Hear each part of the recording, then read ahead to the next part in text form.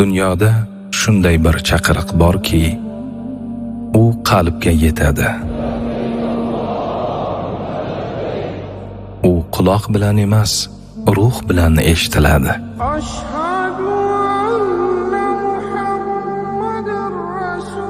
Bu shunday bir safarki, u yerga har kim ham bora olmaydi. Bu safar tanning emas, qalbning safaridir. Haj Islomning 5 arkonidan biri bo'lgan bu ulug' ibodat hammaga bir vaqtning o'zida farz bo'lmaydi. U muayyan shartlar, balog'atga yetgan, oqil, sog' salomat va moliyaviy imkoniyatga ega, yo'lga qodir bo'lgan musulmonga farzdir. Shunday insonga qalbi bilan labbayk Allohumma labbayk deb javob berish shart bo'ladi. Haj sayohat emas. U qalbni poklaydigan, insonni tarbiyalaydigan ibodat.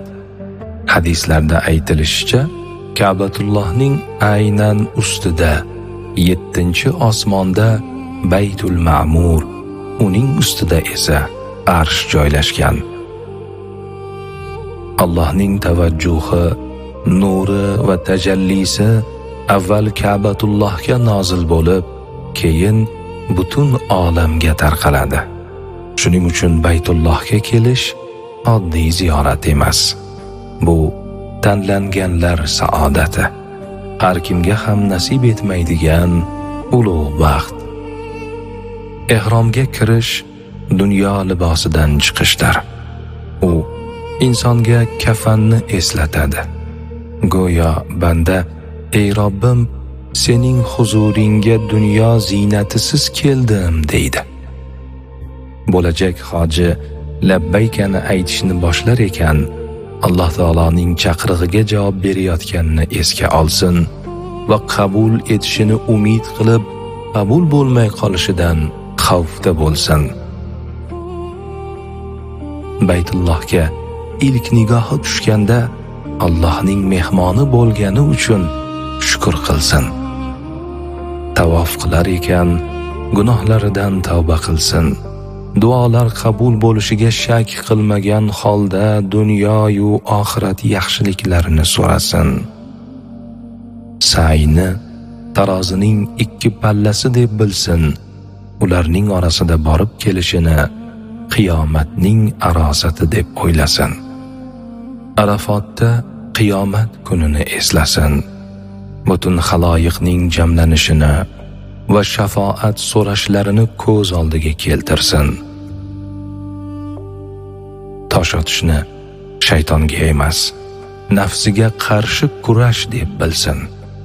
Qurbonlik evaziga do'zaxdan xalos bo'lishini eslasin. Hajning har bir amali ibrat, har bir qadam ibodat. Bu yerda mansab yo'q, bu yerda boylik yo'q, bu yerda barcha bir xil. Hamma bir Allohga iymon keltirgan, hamma bir Ka'bani tavof qilmoqda, hamma bir xil ihromda. Turli millatlar, turli tillar, ammo bir qalb. Yurak titraydi, ko'zlar yoshga to'ladi, chunki bu Allohning uyi. Bu yerda qilingan har bir duo, har bir tavba, har bir ko'z yoshi qalbga nur bo'lib qaytadi. Haj kerakli kiyim-kechak va narsalarni yig'ishdan boshlanmaydi. U qalbni tayyorlashdan boshlanadi. Shuning uchun hoji avvalo Allohga tavba qilsin, gunohlariga pushaymon bo'lsin. O'zgalar haqqini qaytarsin. Kimni ranjitgan bo'lsa, ulardan kechirim so'rasin. Qarzlarini ado etsin. Ota-onasining duosini olsin.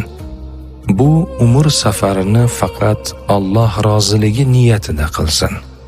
Riyo, shuhrat, faxr, g'iybat, janjal, tortishuvdan uzoq bo'lsin. Ular hajning savobini ketkazadi. Haj davomida til zikrda bo'lsin, qalb ixlosda, amal taqvoda. Bilingki, haj Makkada tugamaydi. U inson bilan qaytib keladi. Kim u yerdan haqiqiy hoji bo'lib qaytsa, u faqat yurtiga emas, balki yangi hayotga qaytadi. Va har bir aytilgan labbayk Allohumma bandaning Robbiga bergan ahdidir. Haj qayta tug'ilish. U sayohat emas, yangi hayotning boshlanishidir.